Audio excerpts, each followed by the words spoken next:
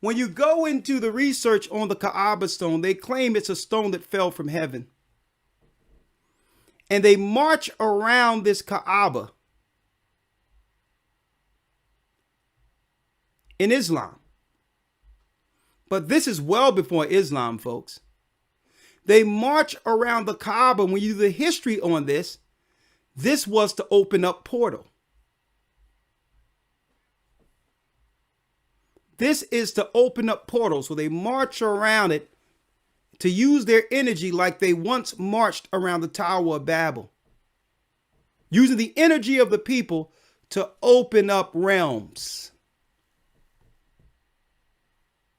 So if you disconnect them from their God, the true worship, they can be used as what? A brain, a resource under one mind to accomplish Isaiah, the 14th chapter.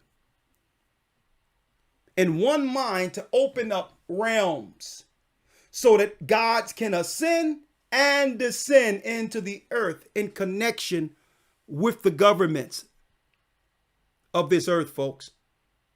You have one here and you have another at the Vatican.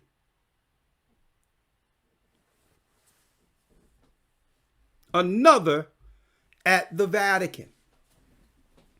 Because through religion, you can disconnect people from God to do what? To do the will of what? The God they serve. You separate them from our God, and now they are now assimilated into the government's Borg to be controlled like batteries. So, folks, you know what? I'm going to say it again. You know what a religious attack looks like? Immigration.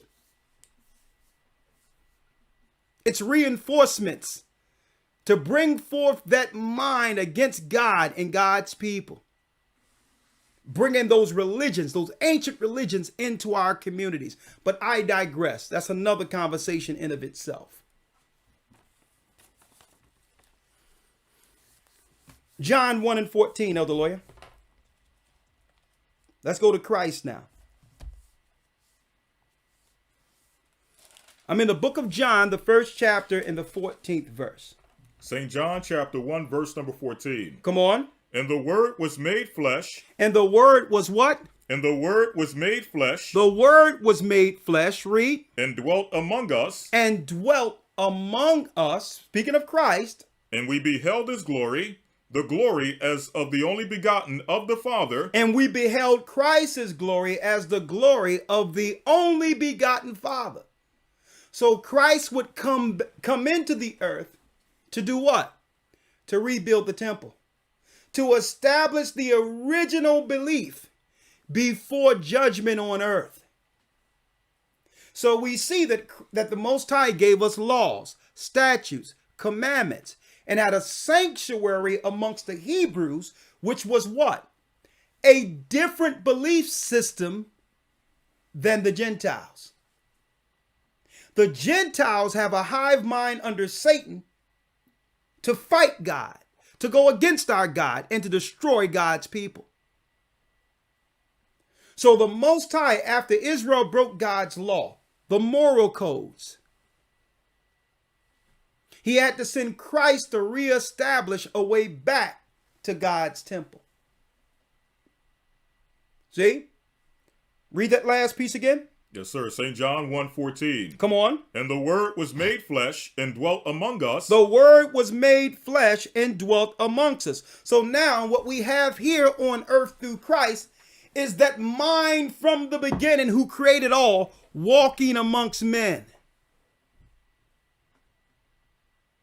Creating a what? An invisible line between those who would serve the true temple.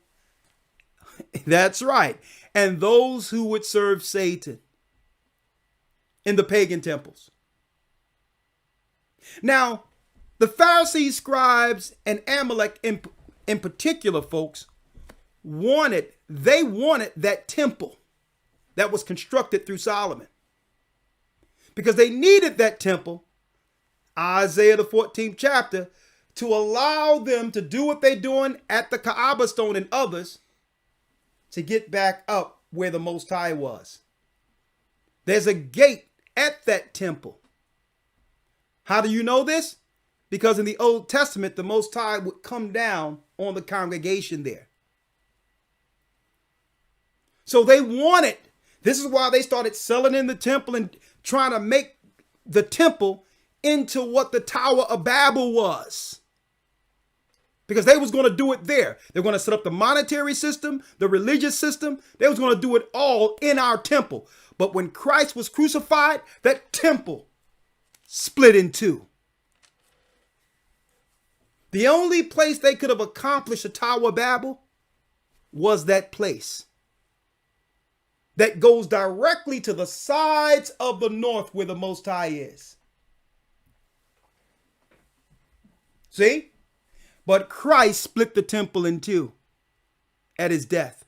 So they had to work all this time to attempt to build the construct again.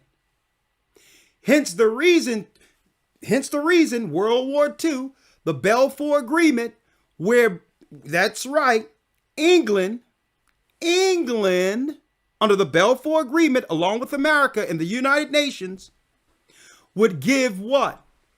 A state, a government to reestablish Palestine. So that they can be there at the very end, at the Wailing Wall, with Christians, Muslims, and Satanists at the wall to build the temple again. See? Now, everything I'm saying, I'm quantifying it for the sake of this lesson, folks. But I'm breaking down what? The attack on God's brain. Christ was an extension of that brain that would connect us back with the Father. Let's go to John 2 and 19. St. John chapter 2, verse number 19. Here you go. Let's read it. St. John 2, verse number 19. Come on. Yeshua answered and said unto them, destroy this temple. See that? Christ said, destroy this temple.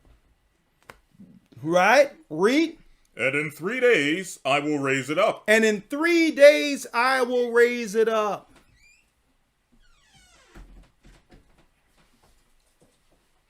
In 3 days I will raise it up.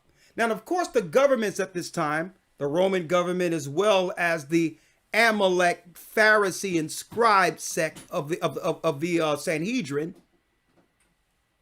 they felt that he was talking about destroying the physical temple that they was going to utilize for Satan to build the construct again. Read.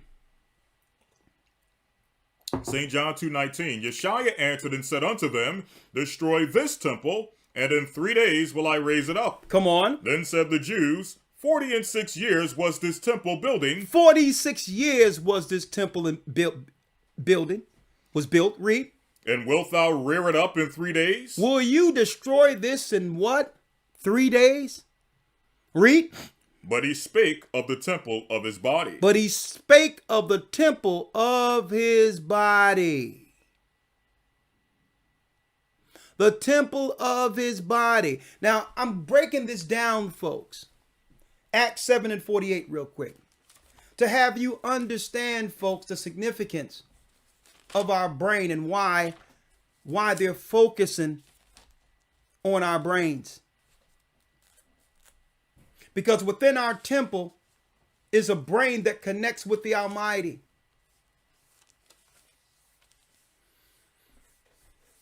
So there's many ways of them disrupting the signal by causing dysfunction, by promoting sin, by separating families, anything to get us off of that connection.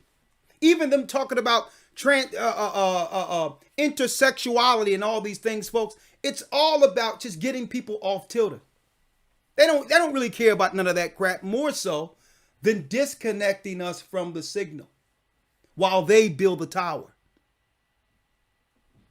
If they can disconnect you, then they can use you like what?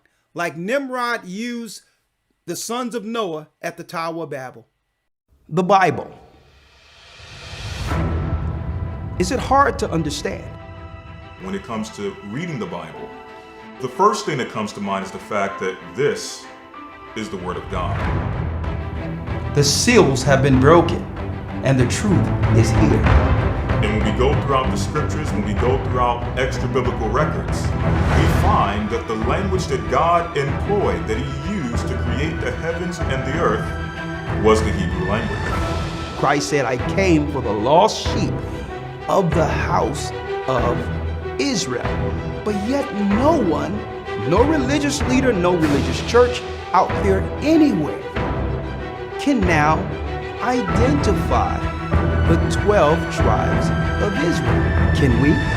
God is quite simple, but it seems as if man makes understanding Him hard. What are those mysteries? The truth of your book and the truth will make you free. The Hebrew and Bible Academy. You're invited.